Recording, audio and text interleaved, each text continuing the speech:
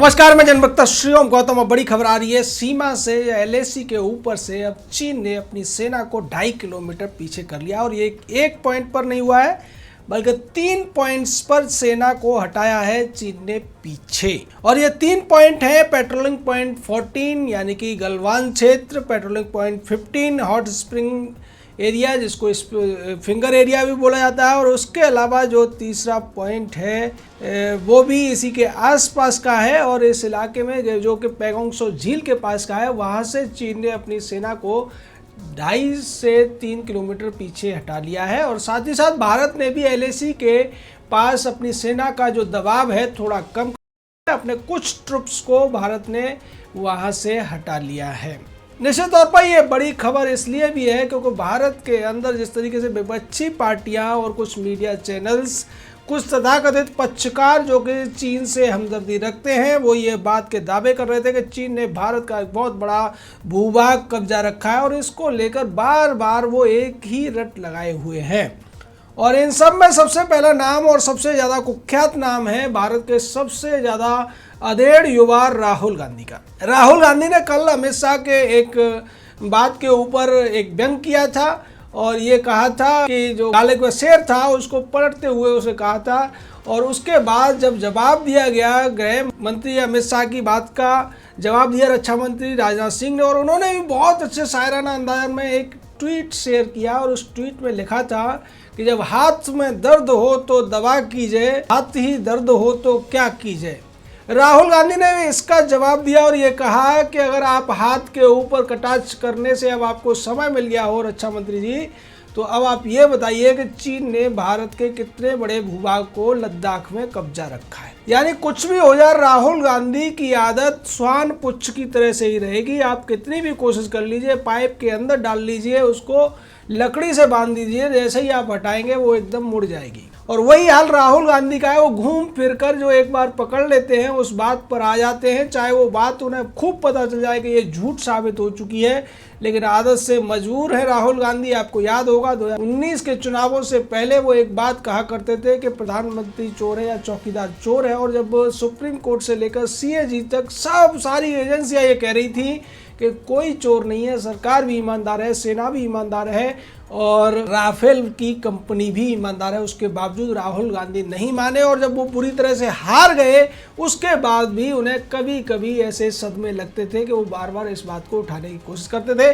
फिर कोर्ट में जाके जब उनके खिलाफ केस हुआ, माफ़ी मांगनी पड़ी, तब राहुल को थोड़ी अकल आई और उसने उस बात को छोड़ दिया। और अब राहुल का नया जो डायलॉग आ गया है वो चीन और एलएसी को लेकर है। लेकिन आज की जो खबर है उससे लगता है कि राहुल गांधी को थोड़ा बहुत शौक लगेगा और वो जो रट लगाए हुए हैं उससे शायद वो अब छुटकारा पा लेंगे। उम्मीद कम लग रही है। कांग्रेस के दूसरे तमाम नेता जो उनके चाटुकार हैं वो इसी बात को बार बार दोहरा रहे हैं और उन्होंने राहुल गांधी के दिमाग में ये बिठा रखा है कि अगर एक ही बात को आप 1000 बार कहते रहेंगे तो इस देश की जनता उसको एक न एक दिन सच मान लेगी। लेकिन राहुल गांधी ये भूल जाते हैं कि अब ये सोशल मीडिया का ज़माना है। हर चीज़ की अगर वो उसके अंदर सच्चाई नहीं है तो उसकी उम्र ज़्यादा से ज़्यादा 24 घंटे हो सकती है या 48 घंटे। 48 घंटे के अंदर सच्चाई सामने आ जाती है और उनके जो खरीदे हुए कुछ चैनल या लाल हरे पत्रकार हैं वो उस बात को ज़्यादा देर तक जिंदा नहीं रख सकते, झूठ को ज़्यादा देर तक बचा नहीं सकते और उनकी पोल खुलनी ही है।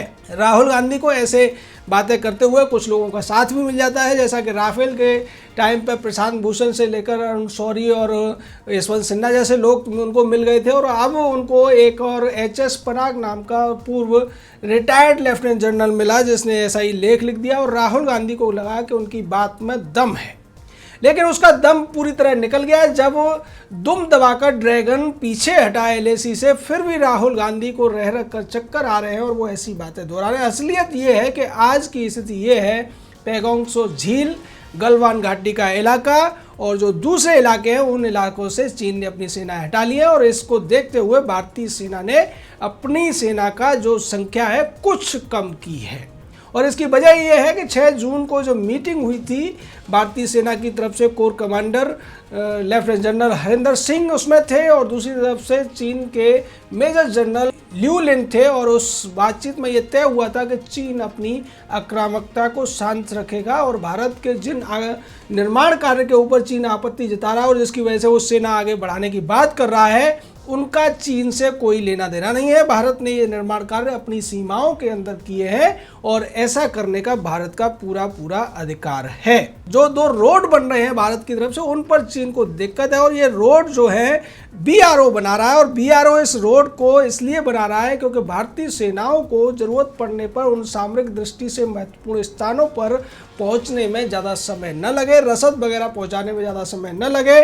और पहला जो रोड है वो दरबुकशोक से दौलत बेग ओल्डी तक बन रहा है। ये वो इलाका है जो अक्साई चीन से जहां मिलता है, वही अक्साई चीन जिसको राहुल के परदादा ने चीन को गिफ्ट में दे दिया था। ये भारत का सबसे ऊंचा या सबसे आखिरी इलाका पड़ता है और यहाँ पर भारत सरकार पुल भी बना रही है, सड़क भी बना रही है। और उसके अलावा जो दूसरा रोड है वो रोड जाता है ससोमा से सेसर लॉ तक, और ये रोड भी दूसरी तरफ से घूम कर आगे प्लानिंग ये है कि आगे दौलत बेग ओल्डी, जिसको कि DBO बोला जाता है, वहाँ तक मिला दिया जाएगा, जिससे कि कनेक्टिविटी और उसके साथ साथ वैकल्पिक कनेक्टिविटी भी हो जाएगी सेना या दूसरे वाहनों के लिए। चीन को यही दिक्कत है। चीन को ऐसा लगता है कि अगर भारत इन रोड्स को बना लेगा, इन सड़कों को बना लेगा, तो चीन को टक्कर देने में उसको आसानी होगी। और यही वजह है कि चीन ने ये सारा का सारा ड्रामा रचा और राहुल गांधी ये भूल गए कि उस अक्साई चीन को लेकर चीन जो दावे कर रहा है, जैसे अपनी क्षेत्र बताता है, वो उसके परदादा ने ही दिया था। और उसके बाद उसकी शक्तिशाली दादी भी इस देश की प्रधानमंत्री रही थी, लेकिन उस जमीन को वापस नहीं ले पाई थी। और जैसा कि 2008 की स्थिति हमने आपको बताई थी कि किस तरीके से वायुसेना ने बगैर प्रधानमंत्री को बताए हुए उस इलाके में एक हवाई पट्टी तैयार कर ली थी, जो कि 43 साल बाद दोबारा से शुरू हुई थी। तो निश्चित तौर पर भारत की सेना, भारत की वायुसेना अपनी पूरी ताकत के साथ ड्रैगन को उसकी औकात दिखा रही है, लेकिन दूसरी तरफ भारत में बैठे हुए ड्रैगन के कुछ भक्त या ड्रैगन के कुछ समर्थक, चाहे वो NDTV जैसे चैनल हो या फिर राहुल गांधी जैसे अधेड़ उम्र के विपक्षी नेता, वो ये दिखाने की कोशिश कर रहे हैं कि भारत सरकार चीन के आगे झुकी हुई है, उससे दबी हुई है और डरी हुई है। कुछ लोग तो इतनी हदें पार कर रहे हैं, वो ये कहने की कोशिश करते हैं कि चीन की जो PLA है, यानी कि पीपल्स लिबरेशन आर्मी, वो भारत की सेना से बहुत ज़्यादा मजबूत है। चीन अगर आक्रमण करेगा तो भारत कुछ नहीं कर पाएगा। लेकिन वो भूल जाते हैं कि आज के समय में भारत की सेना दुनिया की सबसे ज़्यादा बड़ी सेना है संख्या के हिसाब से। उस स्थिति में, और दूसरी तरफ आधुनिकीकरण की भी अगर बात की जाए तो पिछले 5-6 सालों में भारतीय सेना ने बहुत ज़्यादा अपने आप को मजबूत बनाया है। हम कई सारी टेक्नोलॉजी अपना रहे हैं, सैटेलाइट से लेकर तमाम ऐसे उपकरण हमने बना लिए हैं कि हर तरीके से चीन को उसकी ईंट का जवाब हम पत्थर से दे सकते हैं, गोली का जवाब गोले से दे सकते हैं और मिसाइल का जवाब हम अपने आग्नेयास्त्रों से दे सकते हैं। निश्चित तौर पर इसमें हम कहीं भी कम नहीं है और यही वजह है कि भारत सरकार कहीं भी इस मामले में डगमगाती हुई प्रतीत नहीं हुई। अगर ऐसा होता तो शायद भारत सरकार अपने विदेश मंत्री एस जयशंकर और राष्ट्रीय सुरक्षा सलाहकार अजीत डोभाल को जरूर आगे बढ़ने का इशारा करती, उनको बातचीत में लगाती।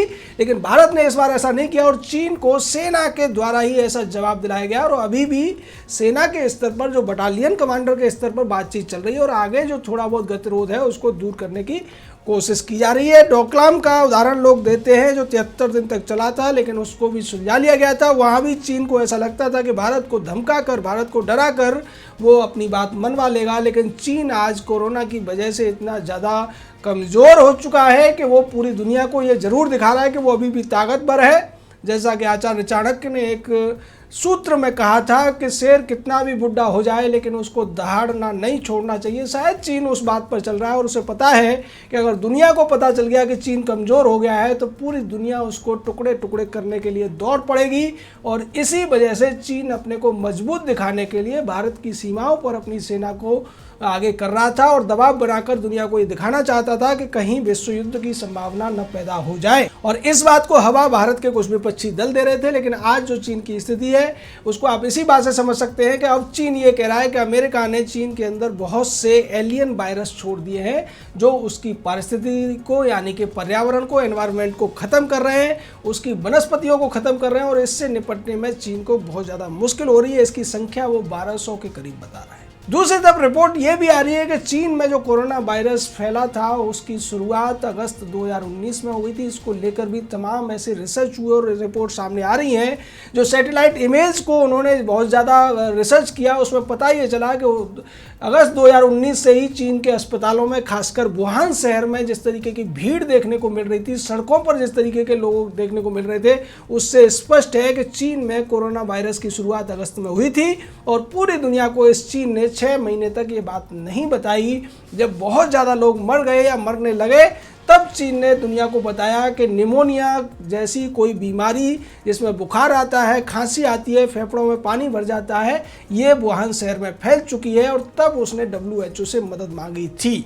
निश्चित तौर पर चीन ने ऐसा करके पूरी दुनिया के साथ, मानवता के साथ एक बहुत बड़ा धोखा दिया और इसकी सजा देने के लिए सारे के सारे देश आज चीन के दुश्मन बने बैठे या फिर उसको उसके किए का दंड दिलाना चाहते हैं, जिससे बचने के लिए चीन तमाम तरीके के प्रपंच कर रहा है। खबर यह भी है कि चीन ने भारत से अपने तमाम नागरिकों को चार्टर्ड विमानों के द्वारा बुलाना शुरू कर दिया है और इसको लेकर कहा यह जा रहा है कि जिस तरीके से भारत के अंदर कोरोना के मामले बढ़ रहे हैं इसलिए वो अपने नागरिकों को वापस बुला रहा है। निश्चित तौर पर वजह कोई भी हो, लेकिन यह जरूर है कि चीन को अब अकल आती हुई लग रही है। और जब चीन को अकल आ गई है, जो घुड़की दे रहा था, जो अपने आप को सर्वशक्तिशाली समझ रहा था, तो भारत के उन नासमझ लोगों को भी अकल आ जानी चाहिए, जिनमें कुछ लाल हरे चैनलों के पत्रकार हैं, कुछ लॉबी वाले हैं या फिर राहुल गांधी टाइप के अधेड़ उम्र के कुछ नेता हैं जो अपनी नेतागिरी चमकाने के चक्कर में अपने 15-20 साल खर्च कर चुके हैं। लेकिन दुनिया उनकी बात नहीं सुनती है, जनता उनकी बात नहीं मानती है